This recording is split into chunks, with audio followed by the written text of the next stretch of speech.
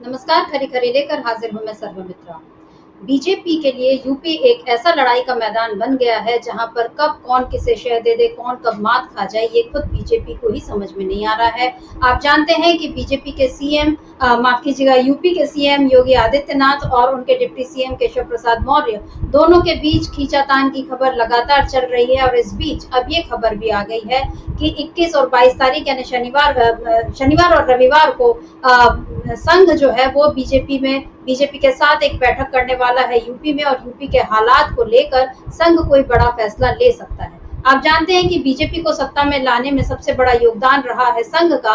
हालांकि पिछले कुछ समय से संघ को बीजेपी ने नकारना शुरू कर दिया है या उसे नजरअंदाज करना शुरू कर दिया है, लेकिन संघ इस बात को बखूबी समझता है कि सत्ता पर पकड़ बनाए रखने के लिए कब किसकी जो डोर है वो खींच दी जाए। और इस समय ऐसा लग रहा है कि मोदी की डोर को खींचने में संघ जो है वो लग चुका है, क्योंकि कल मोहन भागवत का एक ऐसा बयान सामने आया जिससे एक नई हलचल मच गई। अभी तक तो विरोधी जो थे उनके निशाने पर मोदी रहते थे, लेकिन जब मोहन भागवत जो संघ के मुखिया हैं, प्रमुख हैं, उन्होंने एक ऐसा बयान दे दिया मोदी के जो दिव्य होने वाले बयान पर, जिसमें उन्होंने ये कहा था कि मुझे लगता है कि मैं परमात्मा का अंश हूँ और मैं नॉन बायोलॉजिकल हूँ, यानी मैं बायोलॉजिकल जैविक तौर पर मैं पैदा नहीं हुआ हूँ। इस तरह का बयान मोदी ने जो दिया था उस पर उनकी खूब खिंचाई हुई थी, खूब मजाक बना था, लेकिन संघ ने उस पर अभी तक कोई टिप्पणी नहीं की थी। अब मोहन भागवत ने जो टिप्पणी की है उससे ऐसा लगता है कि संघ भी है अब मोदी के खिंचाई करने में लगा हुआ है। और इस खिंचाई के राजनीतिक मायने हैं।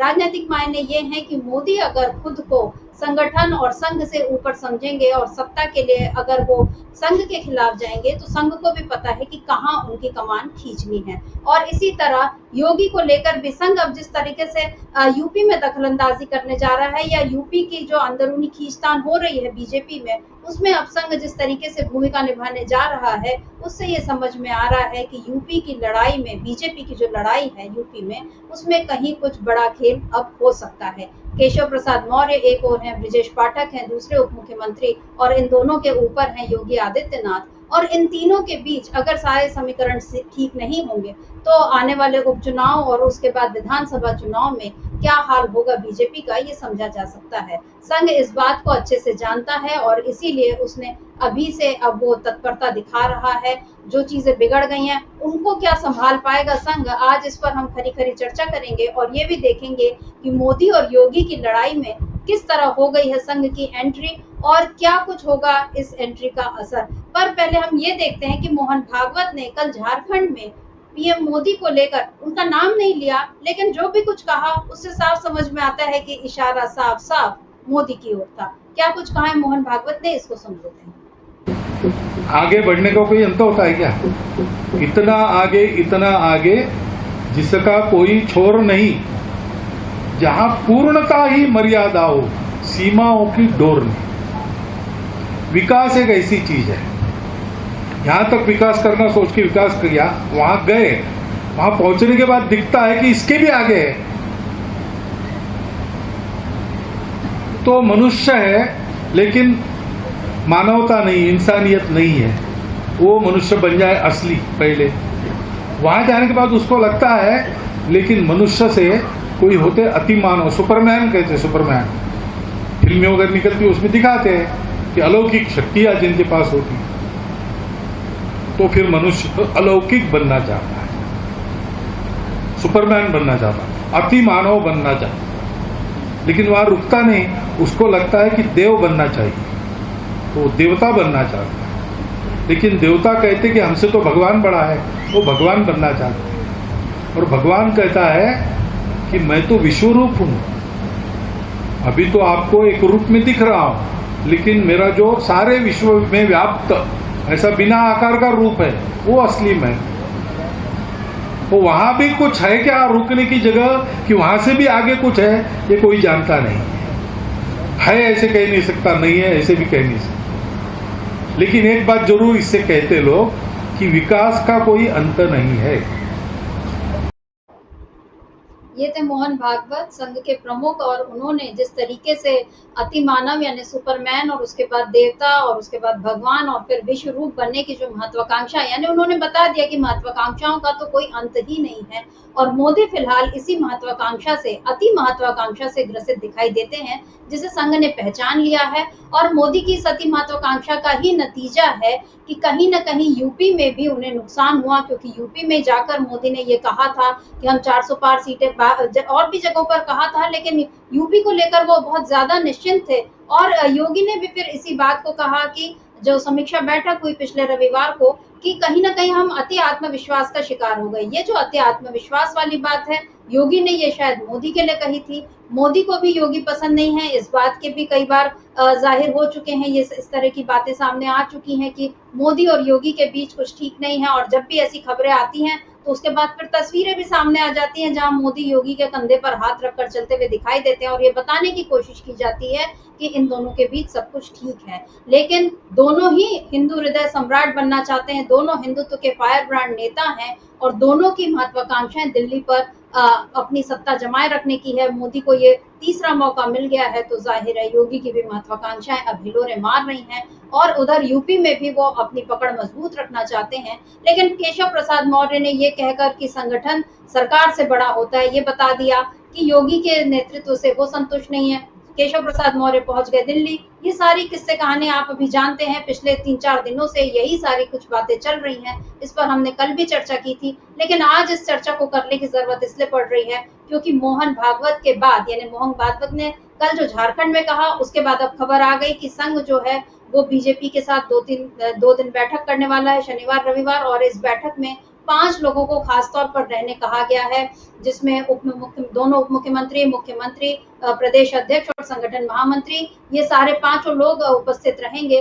तो क्या मोदी और योगी की इस लड़ाई में संघ की एंट्री से बीजेपी संभल पाएगी, या बीजेपी के बीच की जो दरार है वो और बढ़ जाएगी और खुलकर सामने आ जाएगी? क्या कुछ होगा, इसी पर आज हम खरी खरी चर्चा करेंगे। हमारे साथ मौजूद हैं अमलेंदु उपाध्याय जी। अमलेंदु जी, बहुत बहुत स्वागत है आपका इस कार्यक्रम में। नमस्कार। हम लोग पिछले 2-4 दिनों से यही सब देख रहे हैं अमलेंदु जी कि यूपी की सियासत में बड़ी हलचल मची हुई है, और जैसा मैंने पहले कहा कि एक बीजेपी के लिए यूपी एक युद्ध का नया मैदान बन गया है, या कहें कि शतरंज की बिसात वहां रोज बिछाई जा रही है, और रोज एक दूसरे को कोशिशें हो रही हैं कि कौन किसको शह दे और मात दे। आपको क्या लगता है, अब इसमें संघ ने जिस तरीके से एंट्री कर ली है, क्या संघ इन दोनों जो यूपी में जो 2 धड़े बनते जा रहे हैं बीजेपी के, उन दोनों को एकजुट रख पाएगा, या फिर योगी को बढ़ावा देकर मोदी शाह को ये संदेश देगा कि अब गुजरात लॉबी का जो असर है वो न यूपी में चलेगा न दिल्ली में चलेगा, और अब हम आपको आपकी हदें बताएंगे? क्या लगता है आपको, क्या संघ ये कड़ा निर्देश दे पाएगा? देखिए समिता जी, अब संघ क्या देना चाहता है निर्देश और संघ की मंशा क्या है, ये तो संघ की बातें भी मालूम नहीं पड़ती हैं। मोदी जी के मन की बातें तो तब भी मालूम पड़ जाती हैं कि उनकी मन की बातें क्या हैं। संघ की मन की बातें मालूम नहीं पड़ती हैं, चूँकि संघ कई मुंह से बोलता है, उसके कई मुख हैं, वो हर मुख से अलग अलग बातें करता है। भागवत जी कुछ बोलेंगे, इंद्रेश कुमार कुछ बोलेंगे, अरुण कुमार आएंगे तो वो कुछ बोलेंगे। तो ये उनकी अपनी एक स्ट्रेटजी होती है कि वो जो करना चाहते हैं वो बोलते नहीं हैं, और जो बोलते हैं वो करते नहीं हैं।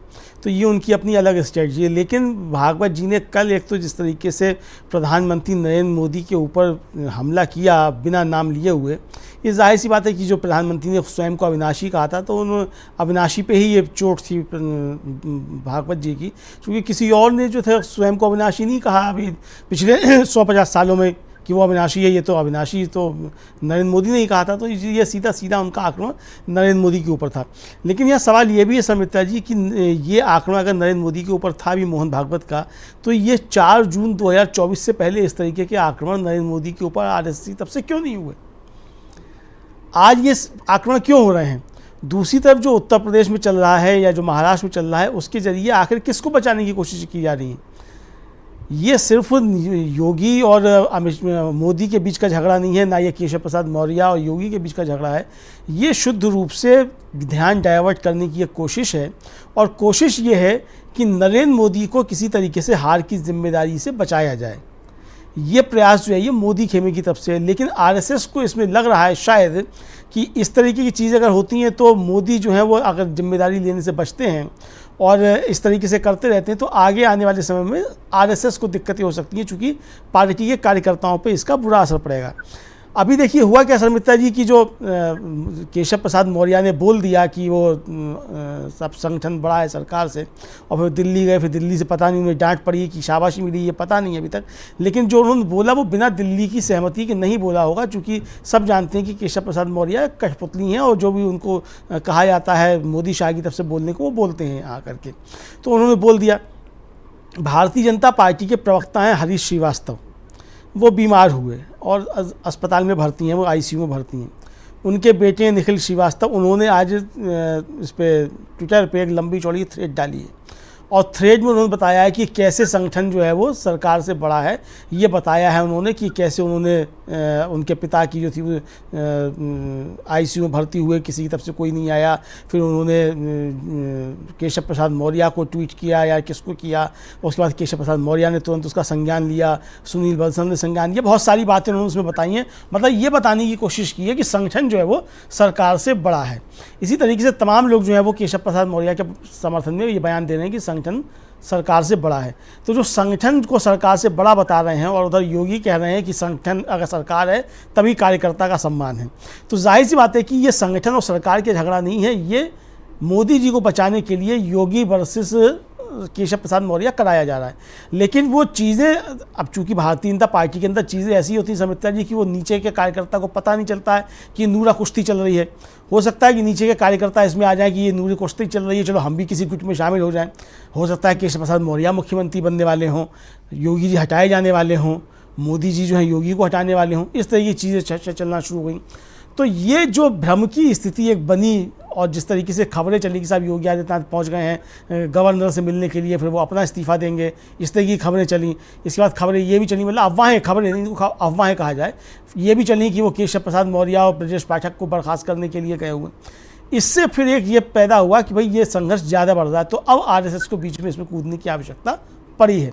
दूसरा, आरएसएस ये भी बताना चाहता है कि जेपी नड्डा भले ही कहते हो कि बीजेपी को आरएसएस की आवश्यकता नहीं है, लेकिन आरएसएस ये बताना चाहता है कि बीजेपी को आरएसएस की आवश्यकता हमेशा रहेगी और बीजेपी कुछ नहीं है, जो भी कुछ है वो पॉलिटिकल और फ्रंट जो मतलब मुख है वो आरएसएस का है, भारतीय जनता पार्टी, यानी आरएसएस का मुखौटा भारतीय जनता पार्टी है। आरएसएस अब ये साबित करने पे तुल गया है और ये संघर्ष लंबा चल रहा है। चूँकि देखिए शर्मिष्ठा जी, नरेंद्र मोदी ने एक तरीके से आरएसएस को भी टेक ओवर कर लिया था और नरेंद्र मोदी अपनी जो थे ट्रोल आर्मी लेकर के आए, कॉर्पोरेट घराने उनके साथ में थे। नरेंद्र मोदी ने अपना एक अलग ऑरा तैयार कर दिया भारतीय जनता पार्टी के अंदर और ख़ुद को लार्जर देन लाइफ की इमेज जो थी उन्होंने बनाने की कोशिश की और उसी कहा जाए कि अहंकार में वो स्वयं को अविनाशी भी बोल बैठे। तो मोहन भागवत जो कह रहे हैं वो साफ साफ यही है कि आप आरएसएस से बड़े नहीं हो गए, ये समझाने की कोशिश कर रहे हैं मोहन भागवत। और जो आरएसएस की अब जो बैठक हो रही है 20 और 21 जुलाई को, यानी कल और परसों जो बैठक होगी, और उसमें खास तौर से 5 लोगों को रहने के लिए कहा गया है। मुख्यमंत्री योगी आदित्यनाथ को, दोनों उप मुख्यमंत्री केशव प्रसाद मौर्य, ब्रजेश पाठक और प्रदेश अध्यक्ष भूपेन्द्र चौधरी और जो संगठन महामंत्री हैं धर्मपाल सिंह, उनको रहने के लिए कहा गया है स्पेशल तौर पर। तो उसमें अब फिर जो ये चर्चा होगी, अभी उनकी रिपोर्ट गई है दिल्ली भूपेन्द्र चौधरी की 40,000 कार्यकर्ताओं से बात करने के बाद, उसमें उन्होंने बहुत सारी बातें की। तो वो रिपोर्ट आने के बाद और फिर मोहन भागवत का ये बयान आने के बाद आखिर क्या है कि शर्मिष्ठा जी, कल मोहन भागवत कोई बात कहते हैं और आज ही एक खबर आ जाती है कि 20 और 21 को आरएसएस के सर कार्यवाह जो हैं अरुण कुमार, वो बैठक लेंगे और इनको लेने के लिए कहा गया। इसका मतलब आरएसएस अब सक्रिय हो गया है और शायद ऐसा है कि दोनों चीज़ें हो सकती हैं शर्मिष्ठा जी। एक तो ये है कि जिस तरीके से मोदी लॉबी जो है ये कोशिश कर रही है कि हार का ठेकरा दूसरों पर डाला जाए और मोदी को बचाया जाए, लेकिन उसके इस प्रयास में जो एंटी मोदी लॉबी है वो सब एकजुट हो जा रही है भारतीय जनता पार्टी के अंदर और गुजराती लॉबी के खिलाफ भारतीय जनता पार्टी के अंदर एक विद्रोह की स्थिति बनने लगी है। और अगर ये जारी रहता है और विधानसभा चुनाव तक, और विधानसभा चुनाव के जो परिणाम आएंगे उसके बाद फिर ये विस्फोट का रूप ले सकता है। तो हो सकता है कि आरएसएस को लगाओ कि फिलहाल की जो परिस्थितियाँ हैं उसमें अभी मोदी को भी बनाए रखना जरूरी है और योगी को भी बनाए रखना जरूरी है। तो इसलिए अब आरएसएस बीच में जो है बिन बुलाए मेहमान की तरीके से कूदा है। तो और ये इसका उन्होंने प्रयास किया और पहले ये बताया है, समझाने की कोशिश की है मोदी को भी कि आप आरएसएस से बड़े नहीं हैं, क्योंकि आप जब संकट में होंगे तो आरएसएस ही आपको आकर के बचाएगा। आपके खिलाफ पार्टी के अंदर बगावत हो रही है, गुजराती लॉबी के खिलाफ विद्रोह के सुर उठ रहे हैं। और जिस तरीके से योगी आदित्यनाथ ने तन करके कह दिया कि नहीं सरकार है तभी तक कार्यकर्ता का सम्मान है, और जिस तरीके से उन्होंने जाकर के गवर्नर से मुलाकात की और जाकर के वो पकड़ा दी सावरकर की किताब, जाहिर सी बात है कि गवर्नर को भी समझाने गए होंगे मोदी जी को जरा समझा दो, ज़्यादा 3-5 नहीं करें वरना काम यहाँ ख़राब हो जाएगा, रायता फैल जाएगा। तो ये समझाने के लिए गए होंगे और गवर्नर ने वो समझाया भी होगा। तो ये सारी चीज़ें मोहन भागवत तक भी पहुँची होंगी। तो ये अब आरएसएस इसलिए कूदा है कि किसी भी तरीके से ये संघर्ष अभी रोका जाए और अभी जो है किसी तरीके से सरकार जो है वो केंद्र की भी बचाई जाए और उत्तर प्रदेश में भी जो अनरेस्ट हो रहा है उसको रोका जाए। तो इसलिए आरएसएस कूदा है। तो इसमें आरएसएस ने जो कहा जाए वो दोनों काम कर लिए। एक तरीके से अपने को बता भी दिया कि हम अभी भी सुपर पावर हैं और मतलब भारतीय जनता पार्टी हमारे कहने पे ही चलेगी। दूसरा, मोदी जी को भी संदेश चला गया कि आपके खिलाफ पार्टी के अंदर बहुत कुछ हो रहा है, हम आपको बचा रहे हैं। इधर योगी जी को भी समझाया जाएगा कि भाई देखिए आपके खिलाफ ये मोदी भी बहुत कुछ कर रहे हैं तो आपको भी हम बना के रख रहे हैं। तो हर तरह से लड्डू आरएसएस के हाथ में है, लड़ते चाहे मोदी और योगी रहें या मोदी को बचाने की कोशिशें हों, जो भी कुछ हो, लेकिन कुल मिलाकर के फिलहाल आरएसएस ने जो संकेत दिए हैं वो साफ तौर पर समझ में आ रहा है कि भारतीय जनता पार्टी के अंदर सब कुछ ठीक ठाक नहीं है और इसीलिए आरएसएस की एंट्री यहाँ हो रही है। मित्रा जी, बिल्कुल बीजेपी के अंदर सब कुछ ठीक ठाक नहीं है, ये बात तो जाहिर है। लेकिन अमरेंद्र जी, सवाल ये है कि मोदी को सीधे सीधे बोलने में संघ को आपत्ति किस बात की है? हम जानते हैं कि अगले बरस जो है संघ की शताब्दी होनी है, मतलब 1925 से 2025 100 साल संघ के पूरे हो जाएंगे। और इन 100 सालों में संघ ने एक अच्छा खासा मतलब जो पैठ उसको बनानी थी, जो मकसद लेकर वो चली थी, गांधी जी को रास्ते से हटा ही दिया। और उसके बाद जिस तरह से देश में दरार डालनी थी, बाबरी मस्जिद को तोड़ दिया, हिंदू मुस्लिम का खूब फैला दिया, अडवाणी जी के साथ जिस तरह से पूरा जो रथ यात्रा निकली थी उसमें जो विभाजन एक बन गया, गुजरात हो गया, बहुत बड़ी बड़ी घटनाएं जो हैं वो संघ की सरपरस्ती में एक तरह से कहना चाहिए हुई। संघ उसमें तो सामने नहीं आया, वो अपने आप को बार बार ये कहता रहा कि हम सांस्कृतिक संगठन है और हमारा राजनीति से कोई लेना देना नहीं है। लेकिन संघ का राजनीति से पूरी तौर पर लेना देना है, ये बात तो बार बार जाहिर हो भी चुकी है। और हम ये भी जानते हैं कि 2014 में या उससे पहले मोदी को आगे लाने में संघ ने किस तरह से पूरी फील्डिंग की थी और मतलब अडवाणी को किनारे कर दिया। यानी जब संघ को ये लगा कि रथ यात्रा के बाद और वाजपेयी जी की सरकार के बाद अब अडवाणी की उपयोगिता खत्म है, तो संघ ने उनको किनारे कर दिया और अडवाणी भी बिल्कुल एक सच्चे जो है वो शाखा सेवक की तरह वो जो है वो अलग हो भी गए। उन्होंने कुछ पलट कर ना कोई बगावत की, ना ये जाहिर किया। दुखी तो जरूर होंगे पर अब भारत रत्न लेकर वो बैठे हुए हैं।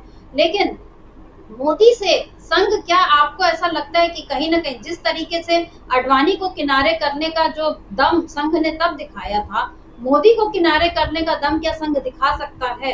क्योंकि अभी हमने पिछले महीने की बात है शायद, जब भागवत ने ये भी कहा था कि अहंकार के कारण कितना नुकसान होता है, ये मोदी को लेकर नाम तब भी नहीं लिया था, अहंकार की बात कही थी। फिर इसी तरह इंद्रेश कुमार हैं जो आरएसएस के ही नेता हैं, उन्होंने ये कहा था जो लोग भगवान राम की भक्ति करते थे वे धीरे धीरे अहंकारी हो गए।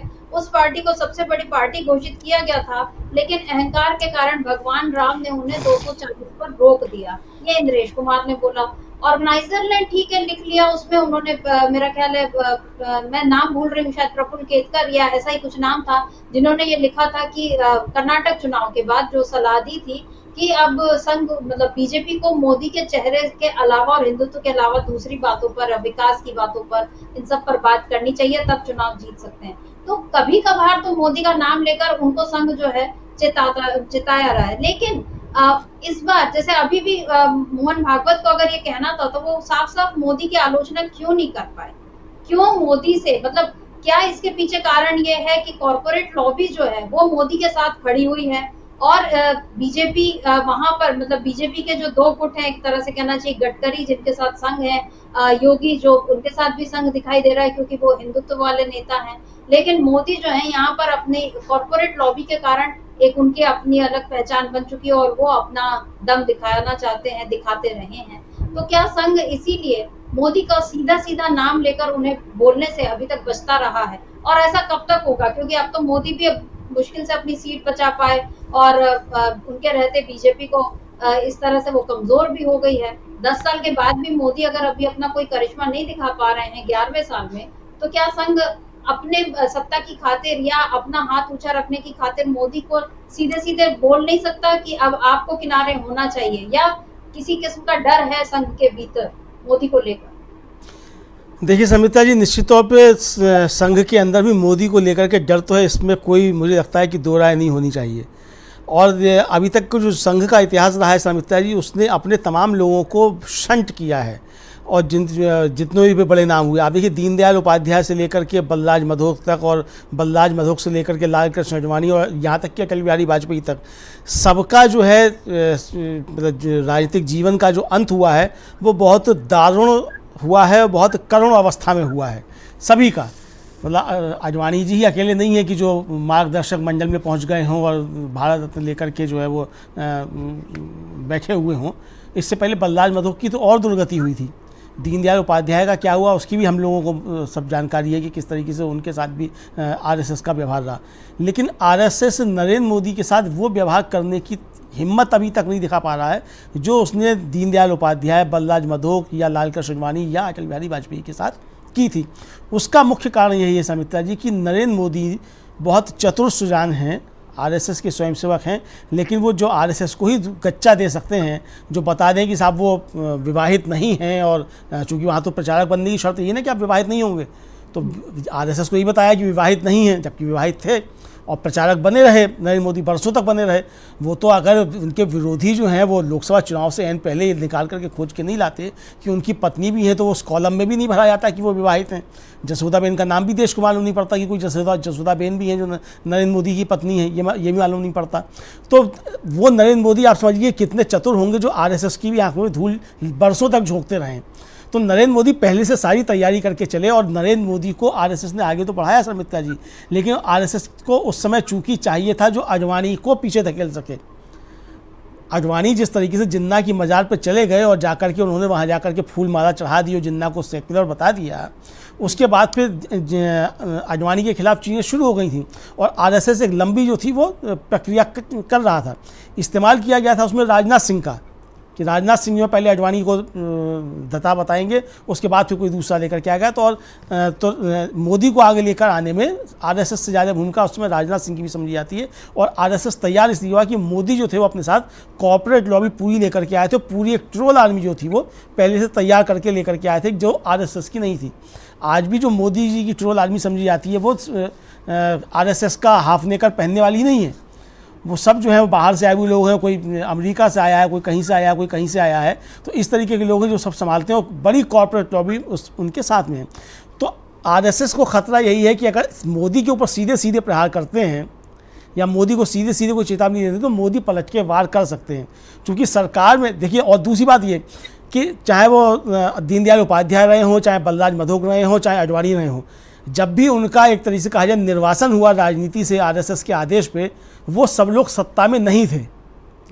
नरेंद्र मोदी सत्ता में है। नरेंद्र मोदी अगर 4 जून को प्रधानमंत्री नहीं बन पाते तो आरएसएस नरेंद्र मोदी के साथ भी वही करता जो उसने लाल कृष्ण आडवाणी, बलराज मधोक या दीनदयाल उपाध्याय के साथ किया। वही हाल फिर नरेंद्र मोदी का होता। वो तो नरेंद्र मोदी चूंकि अविनाशी है तो बचा के ले गए अपने को किसी तरीके से 4 जून के बाद भी, तो आरएसएस उनके साथ वो नहीं कर पाया। लेकिन अब पीछे से जब जो चीज़ें चल रही तो हो सकता है इसमें आरएसएस की भी कोई ना कोई शय हो कि लोग तन के खड़े रहें। अब देखिए, अभी खबर आ रही है कि जो मध्य प्रदेश की सरकार है मोहन भागवत की, उसने शायद कोई जारी कर दिया है आदेश कि सीबीआई को अगर राज्य में आना है तो उसको राज्य सरकार की अनुमति लेनी होगी। तो यानी पर्ची से निकला हुआ मुख्यमंत्री जो है भारतीय जनता पार्टी का, वो उसी तरीके के आदेश जारी करे जिस तरीके की ममता बनर्जी की सरकार जारी कर चुकी थी, या चंद्रबाबू नायडू जारी कर चुके थे, या भूपेश बघेल जारी कर चुके थे। अगर इसी तरीके के आदेश पर्ची से निकला हुआ मुख्यमंत्री जारी कर रहा है तो इसका मतलब कि क्या मध्य प्रदेश में भी मोदी जी के खिलाफ कुछ शुरू हो गया है? तो इसके पीछे भी क्या आरएसएस है? क्योंकि मोहन यादव जो है वो भी आरएसएस के स्वयंसेवक हैं। तो बहुत सारी चीज़ें समिता जी गड़बड़ हो रही हैं। और देखिए, आरएसएस के पूरी अब तक का जो इतिहास है वो बहुत ज़्यादा षड्यंत्रों से भरा हुआ रहा है। दूसरों के साथ भी षड्यंत्र किए हैं और अपनों के साथ भी षड्यंत्र किए हैं। मोहन भागवत भले ही बातें बहुत मीठी मीठी कर रहे हों, बातें करते हों, लेकिन आरएसएस का इतिहास अगर आप उठा करके देखिए तो यहाँ एक दूसरे के खिलाफ इसी तरीके के आरोप लगाते हुए मिल सकते हैं। बलराज मधोक ने जो अपनी किताब लिखी है उसमें किस तरीके से अटल बिहारी वाजपेयी को लेकर के लिखा है, बहुत सारी चीज़ें हैं, मतलब इतिहास में जाएंगे तो बहुत सारी परतें खुल के आ सकती हैं। तो हो सकता है कि इनके अंदर कुछ चल भी रहा हो सर मित्रा जी, और आरएसएस बीच में अब इसलिए कूदा है कि उसे मोदी को भी सबक सिखाना है और अपना वर्चस्व भी दिखाना है, और साथ साथ चिंता ये भी है कि मोदी अगर हटे तो कोई दूसरा जो है वो सरकार चलाने की स्थिति में होगा कि नहीं होगा। तो जब तक है तब तक सरकार के मज़े तो लिए जाए ना, तो अब मज़े भी लेने हैं सरकार के। तो सारी चीज़ें मतलब बहुत कुछ सोच समझ करके मुझे लगता है आरएसएस काम कर रहा है, लेकिन जो कर रहा है उसमें निश्चित तौर पे परेशानियां मोदी के लिए बढ़ने वाली हैं आरएसएस की रणनीति से, ये लग तो रहा है शर्मिता जी। बाकी अब है ऐसा कि नहीं, ये तो आरएसएस जाने वो करना क्या चाहता है। बिल्कुल, आरएसएस अच्छे से जानता है कि उसे क्या करना है। अगर अभी वो मोदी का नाम लेकर मोहन भागवत सीधे सीधे नहीं बोल रहे हैं, लेकिन इशारों इशारों में अगर इतनी बड़ी बातें बोल दे रहे हैं, तो इसका मतलब है कि आरएसएस ये जानता है कि कब कहाँ किसकी डोर कैसे खींचनी है। और आरएसएस यानी कल जो मोहन भागवत ने जो कुछ कहा था, उस पर जयराम रमेश का भी एक ट्वीट आया है। क्या है वो ट्वीट, उसको देख लेते हैं। जयराम रमेश उन्होंने क्या लिखा है, इसको देखते हैं। ये उन्होंने लिखा है, मुझे यकीन है कि स्वयंभू नॉन बायोलॉजिकल प्रधानमंत्री को इस ताज़ा अग्नि मिसाइल की खबर मिल गई होगी, जिसे नागपुर ने झारखंड से लोक कल्याण मार्ग को निशाना बनाकर दागा है।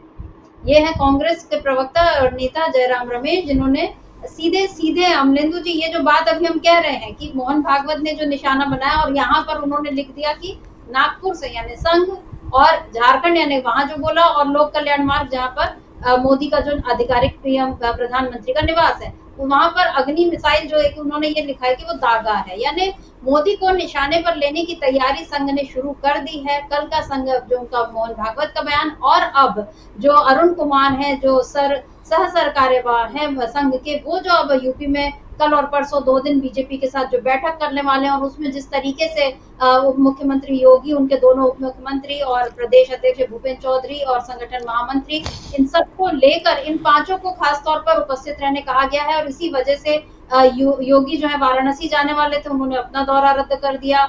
केशव प्रसाद मौर्य प्रयागराज जाने वाले थे, उनका भी दौरा रद्द हो गया। यानी इससे मैं इस बात से तो इनकार नहीं किया जा सकता कि बीजेपी में अंदरूनी तौर पर कहीं कोई बड़ी गड़बड़ यूपी में हो चुकी है, जिसे फिक्स करने की कोशिश अब संघ कर रहा है।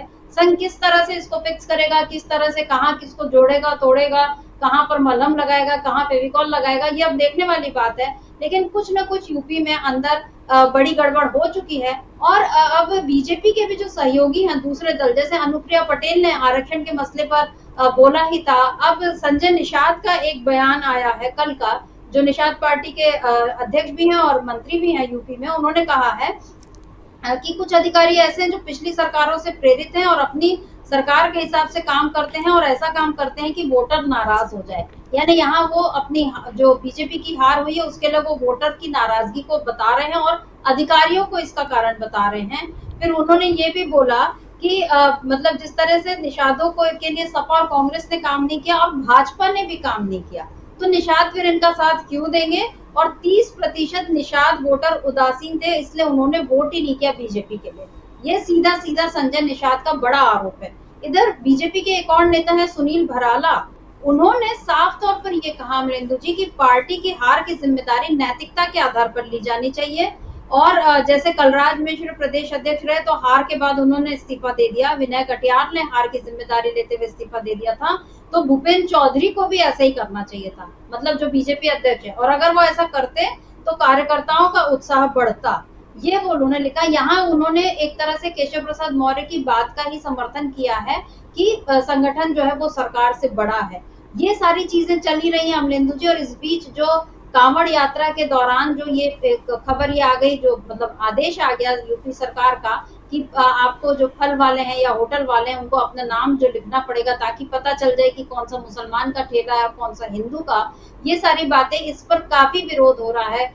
जो विरोधी दल है वो तो कर ही रहे हैं, इसके अलावा केशव मतलब जो जेडीयू के त्यागी हैं केसी त्यागी, उन्होंने भी इसका विरोध किया। और अब इनका भी बयान आ गया है, मुख्तार अब्बास नकवी जो बीजेपी के बड़े नेता हैं, और उन्होंने सोशल मीडिया प्लेटफॉर्म पर ये लिखा कि कुछ अति उत्साही अधिकारियों के आदेश हड़बड़ी में गड़बड़ी वाली अस्पृश्यता की बीमारी को बढ़ावा दे सकते हैं।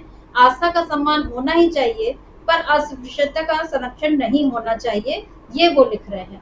अब इस तरह की जो बातें सामने आ रही हैं अमलेंदु जी की, बीजेपी के नेता ही बीजेपी के खिलाफ आवाज उठा रहे हैं, जो बीजेपी के सहयोगी दल हैं वो इनके विरोध में हैं, इसके बाद क्या योगी और कमजोर होंगे या केशव प्रसाद मौर्य को आगे बढ़ाने के लिए ये सारी चीजें की जा रही हैं? क्या बीजेपी के भीतर यानी मोदी की शह पर योगी को कमजोर करने की कोशिशें शुरू हो गई हैं या योगी का बढ़ता हुआ कद देखकर मोदी डर रहे हैं? क्या लग रहा है बीजेपी में यूपी में क्या होने जा रहा है?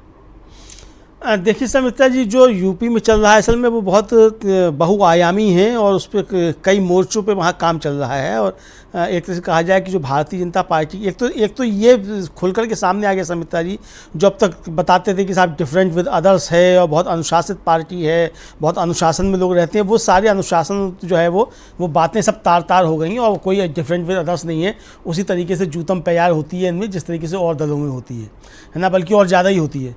दूसरे दलों में तब भी थोड़ा कम होती है। यहाँ तो बताइए कि अगर मुख्यमंत्री है और उप मुख्यमंत्री है, वो एक ही बैठक में बैठ करके एक दूसरे के खिलाफ जो व्यंग्यवाद छोड़ रहे हैं अगर प्रधानमंत्री की तरफ से खामोशी बरती जाती है और मुख्यमंत्री के ऊपर हमला करने के बाद उप मुख्यमंत्री जो है वो जाकर के प्रधानमंत्री से भी मिलता है, अमित शाह से भी मिलता है, जेपी नड्डा से भी मिलता है, तो ये समझा जा सकता है कि ये सारा अनुशासन कुछ नहीं है, ये सब फालतू की बातें हैं। ये एक राजनीतिक दल है और एक राजनीतिक दल की जो बुराइयां होनी चाहिए, सारी बुराइयां वो भारतीय जनता पार्टी के अंदर है, बल्कि कुछ ज़्यादा ही हैं, कम नहीं है। क्योंकि दूसरे तो लोग तो स्वीकार भी कर लेते हैं कि वो राजनीतिक दल हैं तो इसके अंदर इसलिए उनके यहाँ होंगी। जैसा कि राहुल गांधी ने लोकसभा में खड़े होकर के बाकायदा कहा कि भाई हमारे यहाँ तो जो बोलने की पूरी छूट है, यहाँ तो G22 और 23 जाने क्या क्या बन जाते हैं, आपके यहाँ कौन बोल सकता है। तो यानी राहुल गांधी ने स्वीकार किया कि हमारे यहाँ बोलने की छूट है, तो हमारे यहाँ तो लोग बोलते रहते हैं, G23 भी बन गया, 22 भी बन गया, सब कुछ बन गया, मतलब राहुल गांधी के खिलाफ ही लोग बोल रहे थे। ये राहुल गांधी ने कहा तो उन्होंने एक्सेप्ट कर लिया कि भाई हम तो राजनीतिक दल हैं, तो इस तरह की चीज़ें होती हैं। आप अपने को बहुत अनुशासित संगठन बताते थे, आप बताते थे कि संस्कार आपको आरएसएस से मिले हैं और बहुत जो है आपका अनुशासित कार्यकर्ता होता है और आपके लिए राष्ट्र सर्वोपरि है, ये आप ही के नारे थे ना। तो आपके लिए तो ना राष्ट्र सर्वोपरि है, ना पार्टी सर्वोपरि है, आपके लिए व्यक्तिगत हित ज़्यादा सर्वोपरि है। अब नरेंद्र मोदी अगर कुर्सी से चिपके हुए हैं, उतर नहीं रहे हैं कुर्सी से शर्मिष्ठा जी, तो उनके लिए कौन सा राष्ट्र सर्वोपरि है। भाई आपकी हार हुई है, 240 पे आप आ गए, 400 पार का आप नारा दे रहे थे और 303 से 240 पे आ गए, वो भी आप खुद हारते हारते बचे। तो अगर योगी आदित्यनाथ की जिम्मेदारी है उत्तर प्रदेश में, तो आपकी जिम्मेदारी क्यों नहीं है। एक मध्य प्रदेश को छोड़ दिया जाए तो कोई ऐसा राज्य नहीं है जहां आपकी सीटें कम नहीं हुई हों। तो ये अगर उत्तर प्रदेश में जिम्मेदारी योगी आदित्यनाथ की है तो महाराष्ट्र में किसकी जिम्मेदारी है। फिर गुजरात में आपकी एक सीट कम हुई, वहां किसकी जिम्मेदारी है। तो ये राजस्थान में किसकी जिम्मेदारी है। भाई वहाँ तो कांग्रेस जो 25 में से आपकी 11 सीटें छीन करके ले गई, वहाँ किसकी जिम्मेदारी है। तो यानी मोदी जी के ऊपर कोई जिम्मेदारी ना है, वो सब बचाया। तो ये जो चल रहा है आरएसएस के अंदर, मतलब बीजेपी के अंदर समिता जी, जिस तरह की चीज़ें हैं, ये इनकी कलई एक तरीके से खुल करके सामने आ गई है और आरएसएस की लाख जतन के बावजूद ये चीज़ें सब सामने आ रही हैं और आरएसएस को इसमें दखल लेना पड़ रहा है। हालांकि पहले दखल उनका पहले भी रहा है, चूँकि वो जिस तरीके से वहाँ पहले होता था कि कोई सुनील बंसल नाम के पदाधिकारी थे, वो आरएसएस से आए हुए थे, उनका हस्तक्षेप रहता था। ये होता था कि 2017 से 2022 तक योगी आदित्यनाथ का दिया हुआ वचन जो है वो समझाया जाता था कच्चा है, लेकिन अगर सुनील बंसल ने कह दिया है तो वचन पक्का है। इस तरह की खबरें लगातार होती थी। ब्यूरोक्रेसी पूरी जो थी वो सुनील बंसल के कहने पर चलती थी। इस तरह की चर्चाएं आम होती थी सत्ता के गलियारों में। अब थाया नहीं था वो अब नहीं कहा जा सकता, लेकिन सत्ता के गलियारों में चर्चाएं इस तरीके की थीं और उसका किसी ने भी कोई खंडन भी कभी नहीं किया। तो ये जो सारी चीज़ें इनके अंदर की हैं, तो वो सब चीज़ें खुल करके आ रही हैं सामने। और समिता जी, होता ये कि जब केंद्रीय नेतृत्व तो कमज़ोर होता है तो नीचे से फिर सुर उठना शुरू हो जाते हैं। चूँकि मोदी कमज़ोर हो चुके हैं, ब्रांड मोदी ख़त्म हो चुका है, मोदी खुद हारते हारते बचे हैं, तो इसलिए मोदी के खिलाफ बीजेपी के अंदर आवाज़ें उठना लाजमी है। उन आवाज़ों को किस तरीके से डाइवर्ट किया जाए, मोदी जो ब्रांड ख़त्म हुआ है उसको किस तरीके से बचाया जाए और मोदी के ऊपर कोई हमले ना होने पाए, सारी जो है कवायद मोदी शाह की तरफ से इसके लिए हो रही है। और आरएसएस भी इसको समझ रहा है, तो आरएसएस भी लगे हाथ अपने हिसाब मोदी से भी पूरे करना चाहता है और ये भी बताना चाहता है कि तुम हमारी वजह से हो, हम तुम्हारी वजह से नहीं है। कुल मिला के लड़ाई इनकी इतनी सी मुझको लग रही है समिता जी। जी बिल्कुल। बीजेपी में सब कुछ ठीक नहीं चल रहा है, यूपी में ये बात तो जाहिर हो ही चुकी है और अब संघ ने भी इस बात को समझ लिया है और इसीलिए अब वो सीधे सीधे दखलंदाजी कर रहा है, क्योंकि अब वो किनारे बैठकर ये तमाशा होते नहीं देख सकता, क्योंकि अगर उसने अभी भी अगर दखल नहीं दिया तो वो जानता है कि आने वाले उपचुनाव में और उसके बाद जो विधानसभा चुनाव है उसमें बीजेपी की हालत खराब हो जाएगी। और यूपी चुनाव में अभी वक्त है, लेकिन उसके पहले अभी महाराष्ट्र में, झारखंड में, हरियाणा में, इन राज्यों में जो चुनाव होने हैं, यहाँ भी संघ जो है कहीं ना कहीं अलर्ट है, क्योंकि उसको यहाँ भी अब ये डर लग रहा है कि बीजेपी की सत्ता जा सकती है। हरियाणा में भी माहौल ऐसा बनना शुरू हो ही चुका है। इधर झारखंड में भी अभी इंडिया गठबंधन मजबूती के साथ टिका हुआ है और बीजेपी को वहां भी एक तरीके से झटका ही लगा है। महाराष्ट्र में जो अमलेंदु जी अभी खबर आ रही है, क्योंकि महाराष्ट्र में भी अभी लगातार सियासी हलचल जो है काफी तेज है।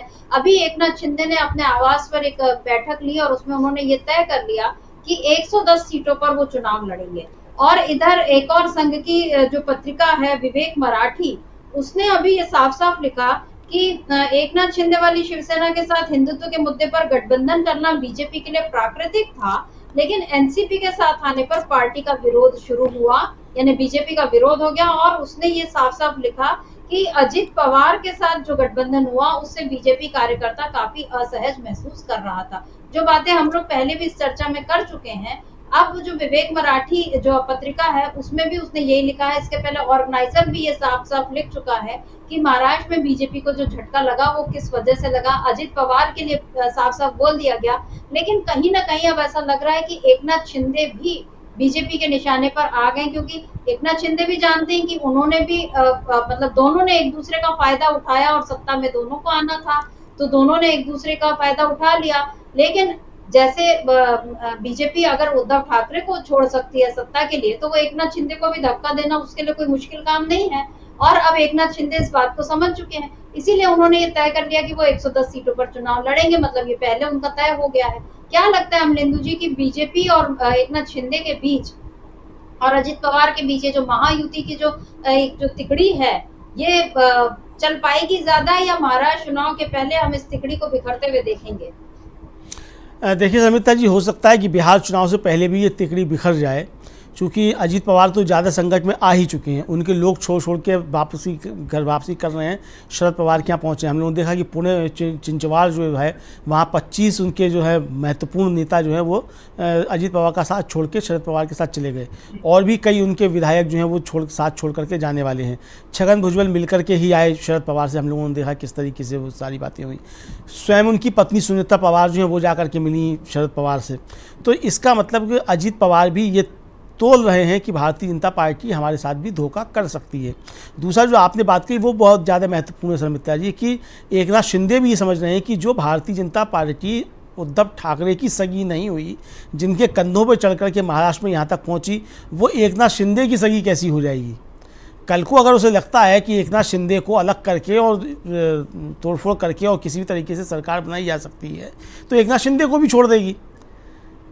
तो ये एकनाथ शिंदे भी अच्छे तरीके से समझना। तो कल जो बैठक हुई है उसमें जो खबरें आई हैं समित्रा जी, उसमें ये आई हैं, वहाँ ये दावा किया गया है एकनाथ शिंदे के नेताओं की तरफ से कि सबसे अच्छा स्ट्राइक रेट महायुति में एकनाथ शिंदे की शिवसेना का रहा। 47% का स्ट्राइक रेट रहा लोकसभा चुनाव में। 15 सीटों पर लड़े और 7 जीत करके आए हैं।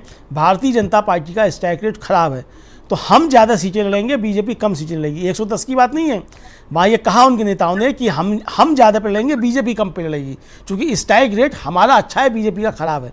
इस तरीके की बातें उनके नेताओं ने कही हैं। हो सकता है एकनाथ शिंदे 110 सीटों की बात करके समझौता पे ले आए और अपने नेताओं से इस तरीके से कहलवा रहे हो ताकि 110 पे बीजेपी मान जाए। हो सकता है कि इस तरीके की रणनीति पे काम कर रहे हो, लेकिन ये अब बातें वहाँ से भी उठना शुरू हुई कि स्ट्राइक रेट हमारा अच्छा है, यानी भारतीय जनता पार्टी हमारे सामने भी छोटे भाई की भूमिका में रहे। तो अगर भारतीय जनता पार्टी को छोटे भाई की भूमिका में रहना था तो उद्धव ठाकरे के साथ ही रह लेती। भाई 5 साल तो हो गए वह सरकार चलते हुए बिना भारतीय जनता पार्टी के मुख्यमंत्री बने हुए, और उद्धव ठाकरे से झगड़ा इसी बात का हुआ कि उद्धव ठाकरे को मुख्यमंत्री नहीं बनाएगी भारतीय जनता पार्टी। तो यानी एक तरीके से कहा जाए समित्रा जी, आपने उद्धव ठाकरे की पार्टी भले तोड़ दी हो, अजीत पवार को आपने तोड़ के ले आए हो, लेकिन जो आपका मकसद था उस मकसद में तो आप फेल रहे ना। 5 साल में आप एक दिन के लिए भी अपना मुख्यमंत्री नहीं बना पाए, और बल्कि आपने अपने मुख्यमंत्री का इंटर के बाद 12वीं करा दिया, आपने मुख्यमंत्री को मुख्यमंत्री बना दिया। तो कुल मिलाकर के लॉस में देखा जाए तो भारतीय जनता पार्टी रही। और अगर उद्धव ठाकरे के साथ आपकी चलती रहती ठीक ठाक, उद्धव ठाकरे को जैसा कि आपने वायदा किया था उद्धव ठाकरे के साथ, उनका साफ साफ कहना है कि अमित शाह ने कहा था कि 2.5 साल का मुख्यमंत्री रहेगा, अगर आपने इस बात को मान लिया होता तो कम से कम 2.5 साल तो आपका मुख्यमंत्री होता। लेकिन आपने महाराष्ट्र के अंदर इतना ज़बरदस्त गठबंधन तैयार करवा दिया कि अब वहाँ दावा किया जा रहा है कि 288 में से जो है वो 250 सीटें गठबंधन जो है वो महाविकास अघाड़ी वो जीत करके आएगा। और लोकसभा चुनाव में देखने में आई गया कि 30 सीटें जो जीत करके आता है, आप बुरी तरीके से पिछड़ गए। तो कुल मिलाकर के नुकसान भारतीय जनता पार्टी का हुआ। तो ये वहाँ चीज़ें हो सकती हैं, एकनाथ शिंदे ये दबाव बनाने की कोशिश कर रहे हों, और हालांकि उन्होंने कहा है अपने लोगों से कि भाई आप लोग बाहर कोई बयान मत दीजिए महायुति में एक दूसरे के खिलाफ, और यही बात देवेंद्र फडणवीस जी कह चुके हैं। तो क्या मित्रा जी एक तरीके से वहाँ ये रणनीति भी चल रही है, देवेंद्र फडणवीस भी जो है वो भी क्या जाकर के एकनाथ शिंदे से मिल गए हैं और मोदी योगी के खिलाफ हो गए, मतलब मोदी और अमित शाह के खिलाफ हो गए। तो ये बहुत सारी चीज़ें जो चल रही महाराष्ट्र में भी चल रही, तो महाराष्ट्र की राजनीति भी इतनी सरल नहीं है, वहाँ भारतीय जनता पार्टी बुरी तरीके से फंसी हुई नजर आ रही है। क्योंकि अब जो परिस्थितियाँ हैं मित्रा जी, अगर आप चुनाव से पहले चेहरा घोषित नहीं करते हैं मुख्यमंत्री का महाराष्ट्र में, तो भारतीय जनता पार्टी के अंदर बहुत ज़्यादा बेचैनी। तो फिर सवाल ये जाएगा कि क्या अजीत पवार मुख्यमंत्री बन जाएंगे? अगर कोई ऐसी परिस्थिति बनती है कि अजीत पवार के साथ मिलकर के भारतीय जनता पार्टी चुनाव लड़ती है और अजीत पवार के अगर महायुति छोड़ देने से सरकार नहीं बन पाती है भारतीय जनता पार्टी की और इसकी बन जाती है, तो क्या भारतीय जनता पार्टी अजीत पवार को मुख्यमंत्री बना देगी? तो जो विवेक पत्रिका लिख रही है या जो रतन शारदा ऑर्गेनाइजर में लिख रहे थे, तो क्या फिर उसके बाद फिर भारतीय जनता पार्टी का कार्यकर्ता काम करने के लिए निकलेगा अजीत पवार के साथ में होने पे? तो ये उनका संकट है।